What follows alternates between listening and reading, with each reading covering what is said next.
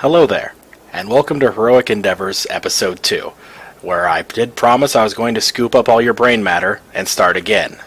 So, now that we're here, I'm hoping that you've actually installed the game, bought it, maybe opted into the beta, whichever one happened to work for you. And what I'd like to see is that you've gone through the training, and if you haven't, there's this Tutorial 1, Tutorial 2, and actually a training option that basically gives you all the basic mechanics that you need to know for the game, which is great.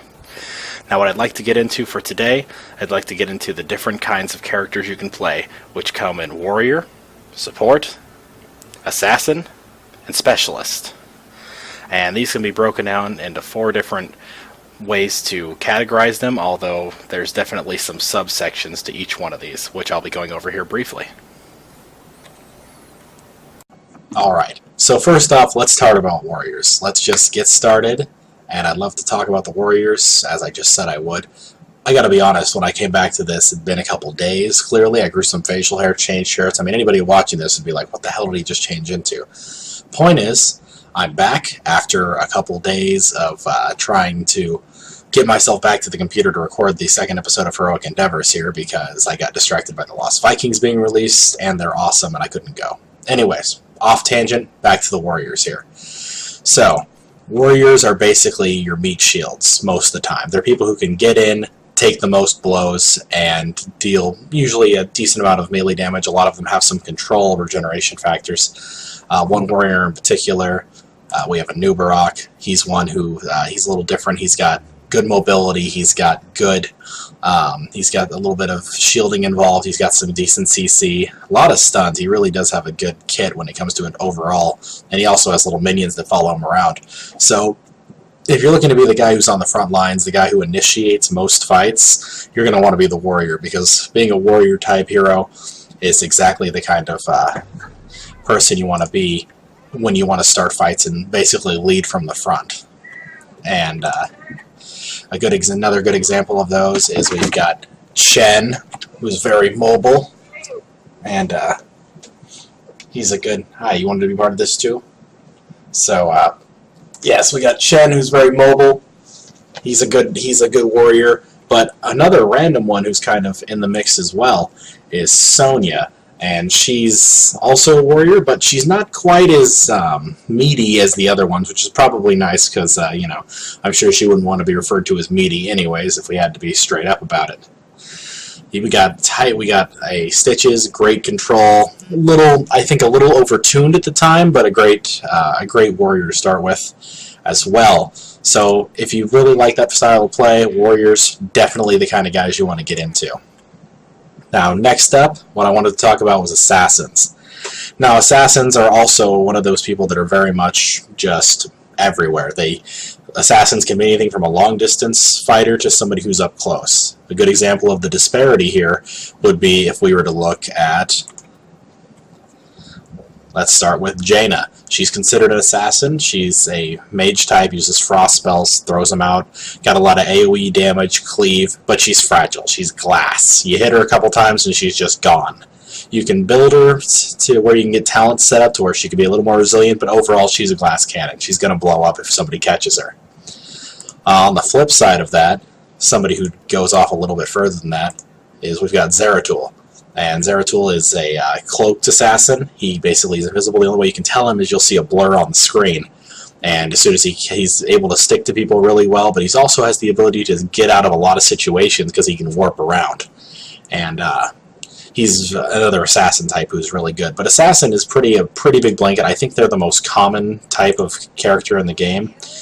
You got Nova, Falstad, Kerrigan, lots of people who just deal a lot of damage. Their basic role is to go in and take certain targets out and just deal a good amount of general damage to the team, but they're really proficient at picking out certain people and taking them out of the fight, and that's important because that's what you want to be able to take out high priority targets like support, or if you get the jump on another assassin, taking the other team's assassins out of the game make a huge plus towards any team fight that may come at that time. You can pick off somebody who's wandering about with an assassin, you're going to be looking good for the other team fights. Now, moving on to another category we talked about, we have support. Now, Malfurion here is pretty much, if I had to say like who screams support a lot, Malfurion definitely is that guy. He's got the ability to give his foes back, or give his allies back mana and heal over time. He's got great healing cooldowns. He's got the ability to shield people when he goes into it.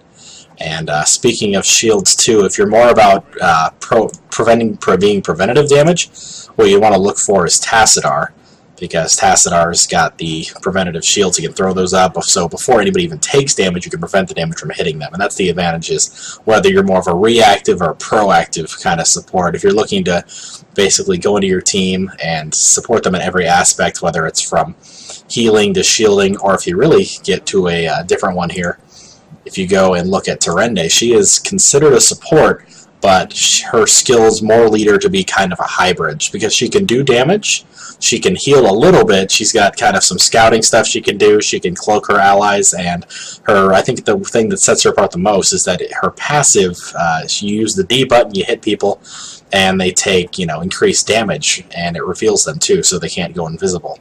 And that's really helpful as well. So, you've got a good mix when you say support. It's basically anybody who can help buff, heal, or shield teammates, and they also play an essential role.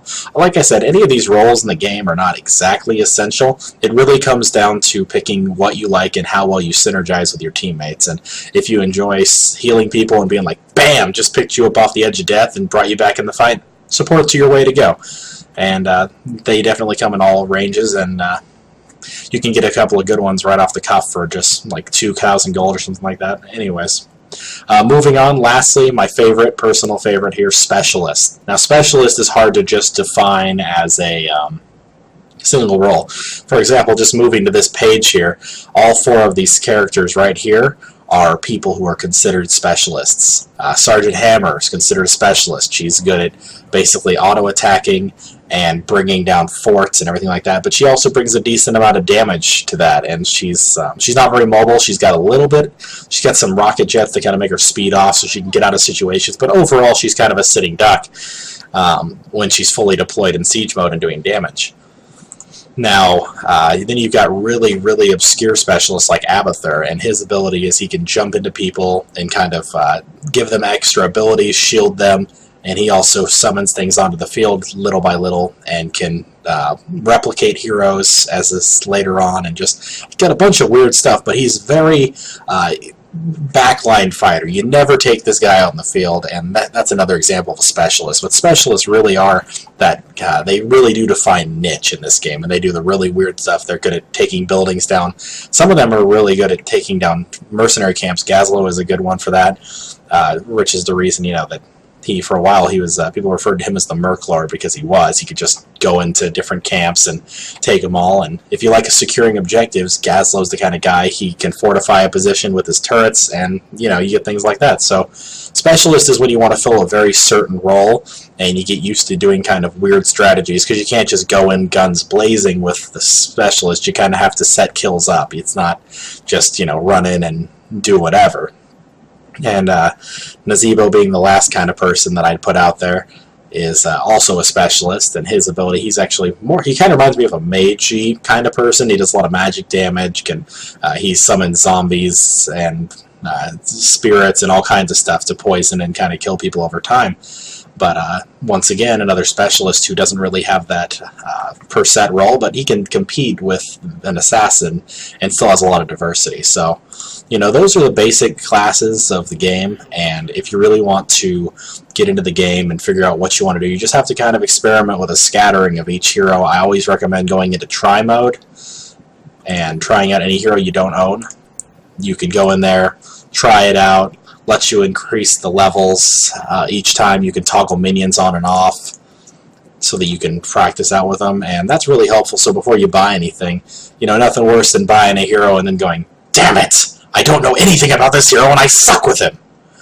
And yeah, that's pretty much the first thing you want to learn, and picking heroes just really based on how you see it yourself playing on the map, how well you would play with maybe friends, other people randomly. You'll find that there are some heroes you can play well with people you do know, and some heroes you shouldn't play when you don't know people, because it doesn't end well. You can make it work, but it's a little harder. And it's nice to know the difference between the two.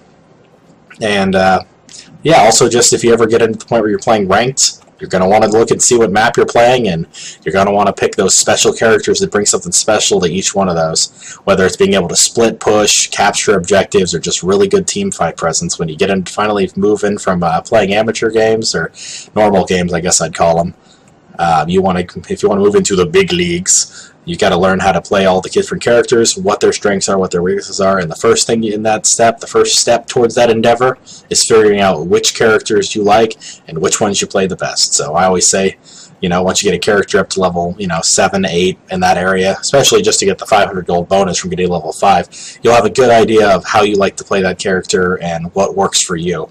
You're going to always find builds online. They're going to say, oh, you play this character this way or this character this way. People will talk about tiers and say that there are characters that are better than others. And admittedly, stat-wise, yeah, you're going to find that there's certain characters that are better suited, but when it comes down to it, pick the characters that you want to play, that you play best, because no matter how people tell you to play, if you play better as a certain way in a certain spec, you don't have to listen to them, just do your best. And that's pretty much the first lesson I would learn when it comes down to this. Yep, gonna just stop recording here, make sure I didn't just waste all my time here. Yep, still recording. Still recording. Yep, good. Okay.